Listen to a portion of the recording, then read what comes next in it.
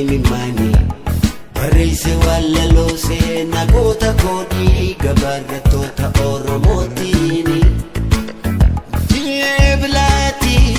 guyyaan saas 15 dungoo koo ibseen ayyaaneffadha maatii koo waliini dungoo koo ibseen ayyaaneffadha ilmaan koo waliini alaabaa Oromoo yaa'iftuu hangaatu lubbuun goota meeqa sin ka yaadatamtu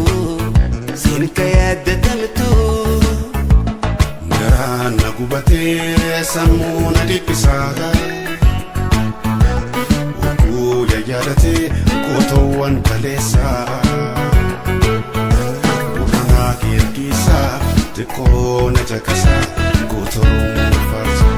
Oromoo keerkisaa xiqqoo na caqasaa gootoowwan faarsa.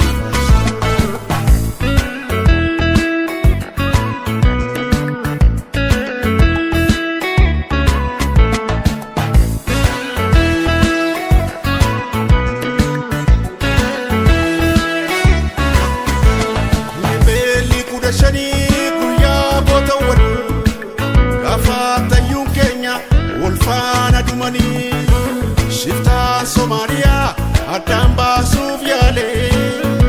yoom kana baanii yoo tokkummaa malee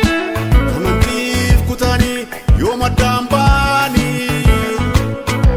ilmaan Oromootiif fakkeenya taa'anii gootawwan qaqqaalii agartuun uummataa lubbuu isaanii darbusi seenaanii yaadata. Guyyaa kabajamaa ilmaan Oromootiif kanaaf yaadataman Oromoonni marti isiniin jaallata dhaloonni itti fufee isiniin dhaadata garaan na gubatee sammuu na dhiphisaa wakuu yaadattee gootoowwan kaleessaa Oromoo keerkisaa xiqqoo na caqasaa gootoowwan faarsa Oromoo keerkisaa xiqqoo na caqasaa gootoowwan faarsa.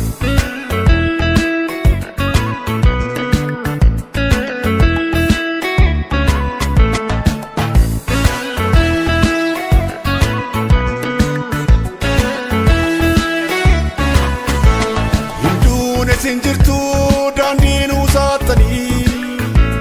qabsoo Oromootiif xomboora taatanii maqaan udiinni mataan lafa laalee sabni Oromoo tokko hunduu walii galee gootaatu falmataa mirgaa uummatasaa